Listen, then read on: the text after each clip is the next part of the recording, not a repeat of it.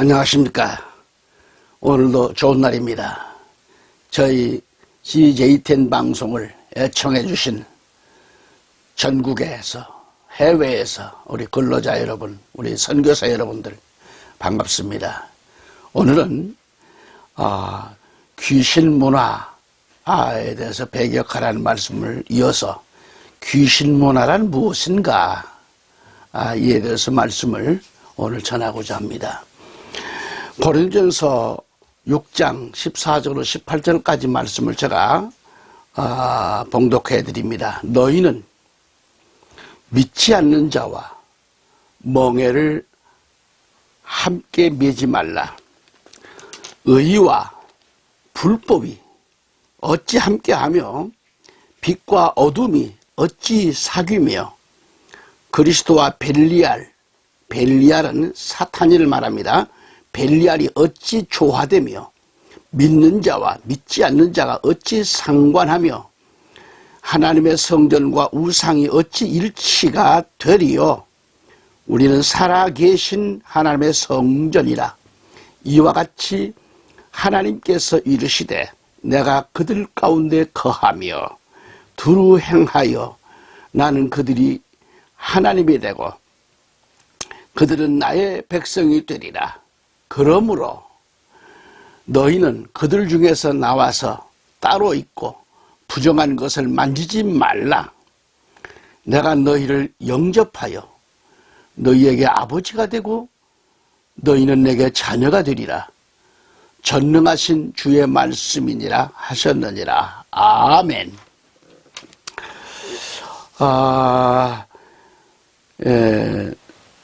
인생이란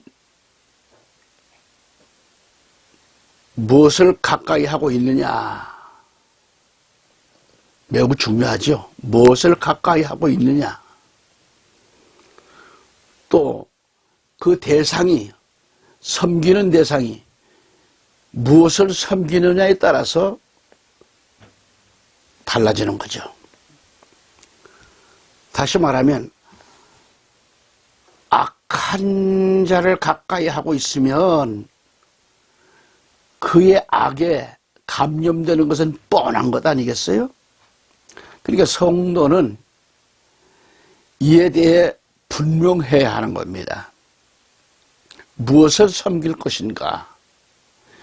예수 그리스도를 나의 구주로 영접하고 회개하여 거듭남으로 하나님의 자녀로 살면서 인생을 보장받을 것이냐, 아니면 인생에 있어서 가장 불행한 그 죽음의 마귀의 자녀가 되어 살면서 끝내 심판받아 유황으로 타는 불못에 들어가 영원한 고통받는 그 지옥으로 갈 것인가? 분명코 인생들의 가는 길은 두 곳이 정해져 있습니다. 그래서 오늘 본문 말씀을 보면 이 두 가지 중에서 어느 쪽에 설 건가를 분명히 정해야 돼요. 어느 편에, 어느 곳에 설 것인가를 분명히 할 것을 가르치고 있는 겁니다. 우리는 여기서 선택이라는 게 매우 중요합니다. 선택해야 되겠죠. 그래서 14절 말씀 보면 너희는 믿지 않는 자와 멍에를 함께 하지 말라. 믿지 않는 자와 멍에를 함께 하지 말라. 무슨 얘기죠? 너희는 믿지 않는 자들과 더불어 공평하지 않게 멍에를 같이 매지 말라는 말씀이에요. 이어서 의와 불법이 어찌 함께 하며 그랬어요. 즉 의와 불의와 무슨 사귐을 갖겠느냐는 겁니다. 또한 빛과 어둠이 어찌 사귀며, 즉 빛이 어둠과 무슨 친교를 나누겠느냐는 것이죠. 고린도후서 6장 15절 말씀에 그리스도와 벨리알이 어찌 조화되겠느냐 말이죠. 벨리알이 사탄이 그리스도와 어떻게 조화가 될 수 있습니까? 그리스도가 벨리알과 무슨 일치를 보겠느냐, 그런 얘기죠. 또한 믿는 자와 믿지 않는 자가 어찌 상관할 수 있겠는가 했는데, 혹은 믿는 자가 믿지 않는 자와 무슨 몫을 나누겠느냐는 거죠. 그러니까 하나님의 성전과 우상이 어찌 일치가 되리오라고 말씀합니다. 어떻게 일치가 될 수 있습니까? 다시 말해서 하나님의 성전이 우상들과 무슨 조화를 이루겠느냐? 조화를 이룰 수가 없습니다. 나와 여러분들, 애청자 여러분, 그렇잖아요. 나와 여러분은 살아계신 하나님의 성전이라고 그랬습니다. 이와 같이 하나님께서 이르시되 내가 그들 가운데 거하며 두루 행하여 나는 그들이 하나님이 되고 그들은 나의 백성이 되리라, 이렇게 말씀했습니다. 그러므로 너희는 그들 중에서 나오라는 겁니다. 나와서 따로 있고 그랬어요. 따로 있고, 합쳐져 있는 게 아니고 따로 있고, 그들 중에 나와가지고 따로 있고 말이에요. 따로 있어라. 분리가 돼야 돼요. 부정한 것을 만지지 말라. 내가 너희를 영접하여 너희에게 아버지가 되고 너희는 내게 자녀가 되리라. 전능하신 주의 말씀이니라 하셨느니라. 아멘. 이 말씀을 좀 긴 제임스 성경을 좀 찾아보니까요, 고린도후서 6장 10절 18절 말씀을 이렇게 말씀합니다. 주가 말하노라. 그러므로 너희는 그들 가운데서 나와 분리하라 그랬어요. 아까 얘기했죠? 따로 있고, 즉 분리하고 부정한 것을 만지지 말라. 그리하면 내가 너희를 받아들여 너희에게 아버지가 되고 너희는 내 아들 딸이 되리라. 주 곧 전능자가 말하노라 하셨느니라. 아멘. 자, 한국교회 목회자들은 이 성도들을 불의한 길로 끌고 가는 것 같아요. 극단적으로 말해서 지옥으로 끌고 가고 있는 일들이 많습니다. 심한 말 같다 하겠지만은 현실이 그런 걸 어떠하겠는가. 한국교회가 귀신 문화에 대해 관심을 보이지 않고 있을 때 아예 관행처럼 되어버린 이 귀신 문화. 이 귀신 문화에 이미 깊이 빠져들었을 뿐만 아니라 깊이 관여하고 있어요. 깊이 감염되어 버린 한국교회와 성도들. 어쩔 거나 귀신 문화에 너무도 깊이 빠져버렸기에 이제는 그 누구도 나서서 이 귀신 문화와 제3 문제를 해결할 기미가 안 보이잖아요. 이러다 보니까 영과 진리로 드려야 할 예배가 형식적으로 바뀌고 있고요. 형식적이 됐어요. 지금 예배가. 여러분 지금 하나님 앞에 온전한 예배가 지금 바로 드려지고 있다고 봅니까? 안타깝게도 그렇지 못합니다. 형식화되고 있어요. 수많은 성도들이 귀신 문화에 빠져서 성도들이 귀신의 제물이 되어버린 꼴이 되었다 이 말이죠. 한국교회 우리 목회자들이 이 귀신 문화에 대해서 너무 신경을 안 써요. 성도들이 가는 길은 그들과 다르다는 걸 알려줘야 되겠죠. 뭐가 귀신 문화인가? 이 귀신 문화와 인본주의 사상에 빠져가 있기 때문에 진정한 예배가 무엇이고 성도들이 하지 말아야 할 것들과 성도들이 해야 할 참된 예배에 대해서는 답답하기만 합니다. 명예와 물욕에 눈이 멀어버린 지도자들이 이 성도들을 돈으로 성도들을 바라봐요.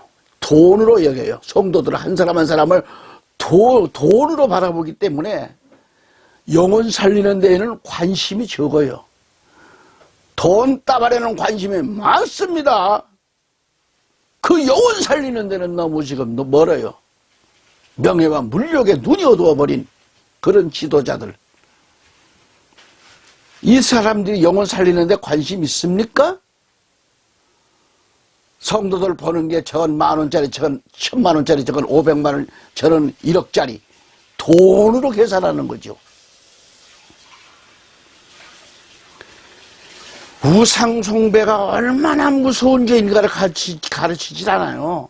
이 귀신 문화에 대해서 안 가르칩니다.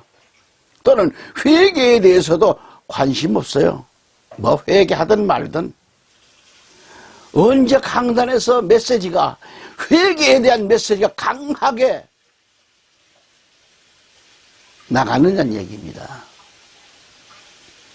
강하게 했다가는 밥줄 끊어질까봐 걱정이죠, 뭐. 성도들이 잘못된 길로 가면 말씀의 해초리를 들고 그 생명을 살려야 되는 게 목회자입니다. 그게 하나님의 종입니다. 회개에 대해서도 관심 없을 뿐만 아니라 있다고 해도 메시지 전달이 너무도 빈약한 시대입니다, 지금. 한국 강단의 메시지가 너무나 빈약합니다, 지금. 여러분, 교회 신앙생활이 무슨 그날 무슨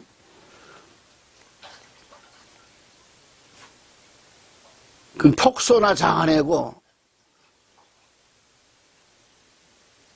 인기 끌기 위한 그런 설교에 폭소나 자아내는 일이 그게 하나님 보실 때 합당할까요? 그리고 우리나라가 지금 매년 그렇습니다. 지난 설교에도 말씀드렸습니다만은 추석과 설 연휴는 반갑고도 슬픈 일입니다. 추석과 설 명절을 통해서 그동안 만나지 못했던 사랑하는 가족들을 만나니까 너무도 반갑고 즐겁고 좋지요. 서울에서 부산, 광주까지 멀기는 제주도까지 무려 10시간이 걸려서도 부모 형제를 찾아 고생스럽지만 그렇게 만나고 나면 즐겁고 기쁜 건 사실입니다. 햅쌀로 빚은 떡과 과일 등 동리마다 웃음소리가 담장을 넘어가고, 그러나 여기까지는 좋아요. 좋은데 인간들이 해서는 안 될 일들을 저지르고 있다고 하는데 심각한 거 아니겠어요? 바로 우상숭배입니다. 조상신 숭배, 귀신 문화에 빠져있기 때문에 슬픈 일이 아닐 수 없다는 거죠. 햅쌀밥과 햇과일을 먹으면서 사랑하는 부모, 형제, 가족들이 둘러앉아서 서로 얼굴을 마주대하면서 그동안 못다한 그런 그 이야기꽃으로 밤새는 줄도 모르고 지금 가족들이 행복한 시간을 갖는 것은 좋지만은 여기에 우상을 섬겨야만 추석 명절이요 설 명절의 분위기가 나는가? 채상을 차려놓고 거기에 절을 하고 성묘를 하면서 술과 음식을 차려놓고 절을 해야만 자손들이 할 도리를 다 한 것으로 그렇게 여기는가 이 말이에요. 여기서 하나님의 무서운 진노와 심판에 대해서 한 번쯤 생각해 보았는가? 보았다면 이런 어리석은 죄는 범치 말았어야 하지 않겠는가? 매년 추석 때만 되면, 설만 되면 저는 답답함을 금할 길이 없습니다. 괴롭습니다. 그래서 매년 추석과 설 명절을 앞두고 항상 귀신 문화에 대해서 우리 한국교회에 알리는 사람이 되기 위해서 매번 설교를 하고 있습니다. 하나님이 가장 싫어하시는 것이 두 가지가 있는데요. 그건 우상과 교만입니다. 특히 우상을 섬기는 것을 하나님은 가장 싫어하신다고 합니다. 모세에게 십계명을 주면서 가장 먼저 말씀하신 것이 뭐죠? 하나님 외에, 나 외에 다른 신들을 있게 하지 말라고 분명히 말씀하셨는데, 우상을 섬기는 자에게는 3, 4대에 이르는 저주가 임할 것이라고 하나님은 분명히 계명을 통해서 가르쳐 주시지 않았나 말이죠. 구약 때도 신약 시대에도 우상 숭배는 하나님 앞에 엄청 큰 죄라는 것 말이죠. 우상을 섬기는 것, 우상을 만드는 것 가장 큰 죄악이라는 것. 그런데 왜 사람들은 우상 숭배에 그토록 빠져들고 힘쓸까요? 우상 숭배의 온갖 노력과 정성을 다 하잖아요. 어둠의 세력, 사탄의 세력에 이 백성들이 사로잡혀 있기 때문에 슬픈 일이 아닐 수가 없습니다. 우리 대한민국의 그리스도인들이 이 나라와 민족을 위해 기도하지 않는다면 누가 이 민족이 이 나라를 위해 하나님께 기도하겠는가? 우리 기독교가, 우리 한국이, 나라와 민족이 순환을 당할 때마다 기도로서 앞장서서 싸웠다고 하는 것을 역사가 증명하고 있지 않는가? 2020년 1월부터 시작된 코로나19로 인해 어려움을 겪는 이 한 해 동안 모든 교회들이 기도하고 있다 하지만은 있어요. 근데 우리 기독교인들이 순환을 많이 받고 있는 것은 그런 실정이죠. 사실이죠. 거듭 말씀드려서 우리 민족 가운데 가장 제상 앞에, 아직도 그 제상 앞에 참배하는 것은, 숭배하는 것은 하나님 앞에 죄요. 그의 자손들이 물려받은 그런 죄임을 알아야 합니다. 제사상을 차리는 장손들이 잘 되는 일이 없잖아요. 구약과 신약의 이스라엘 역사를 보면 우상 숭배를 했을 때 나라가 망했고 자손들이 망했음을 봅니다. 실제로 하나님이 가장 싫어한 것 중 하나가 우상 숭배입니다. 세계 어느 나라를 봐도 기독교를 탄압하고 하나님의 백성들을 핍박하는 행위는 끝내 잘 되는 나라가 없습니다. 그리고 가장 못 사는 나라일수록 하나님을 모르거나 우상 숭배하는 나라들입니다. 태국이나 인도 등을 대표로 꼽을 수 있잖아요. 하나님의 사람들은 정신 차려야 됩니다. 깨어 있어야 돼요. 우리 기독인들 가운데는 아직도 영적 분별력이 없기 때문에 영으로 살고 있는지 육적으로 살고 있는지 분별하지 못하고 있고, 옳고 그른 것을 분간 못해서 자신이 귀신 문화에 속해 있는지 알지 못하고 있는 겁니다. 다시 말해서 영적 분별력이 없다 보니까 자신이 그리스도 안에서 살고 바로 살고 있는지, 세상 마귀에 붙어 사는지 몰라요. 그래서 세상 밖의 우상도 큰 문제지만은 그리스도인들 자신의 가정에, 자신의 마음에 도사리고 있는 우상을 몰아내지 못하고 있으니까 문제지요. 알았더라면 벌써 몰아냈어야 했습니다. 그래서 자신이 이것을 깨달았다면 소리쳐야 합니다. 사탄아, 예수 그리스도의 이름으로 명하노니 내게서 떠날지어다 하고 외쳐야 합니다. 하나님이 우상을 싫어하신다는 이 사실을 알아야 하고 또 경고하며 쫓아내야 됩니다. 이 방송을 애청하고 있는 여러분, 자신이 성도로서 하나님의 복을 받아 참되게 살기 원한다면 즉시 자신이 가지고 있는 그 마음의 우상을 버려야 합니다. 마음의 우상을 과감하게 청산해야 됩니다. 버려야 합니다. 나사렛 예수 그리스도로 다 청산시키십시오. 우리는 하나님을 나의 아버지로, 내 아버지로 믿고 있는 자들이 아닌가 이 말이에요. 하나님은 거짓을 모르십니다. 그렇기 때문에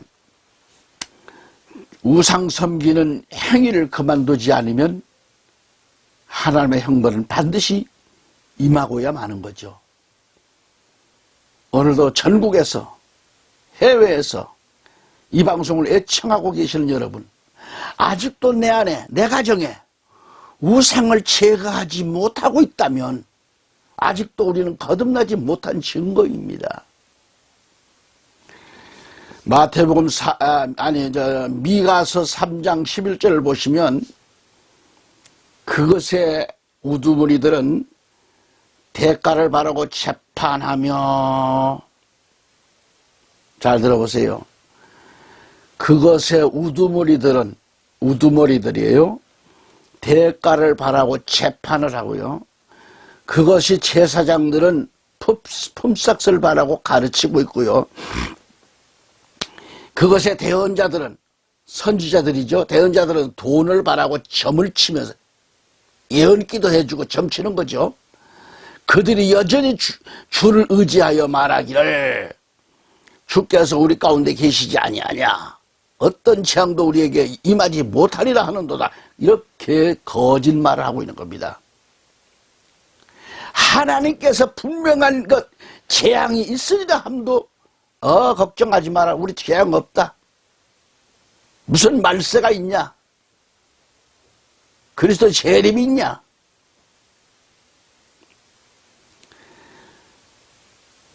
우두머리들, 지도자들, 대가를 바라고 재판을 했죠. 제사장들은 품삯을 바라고 가르치죠.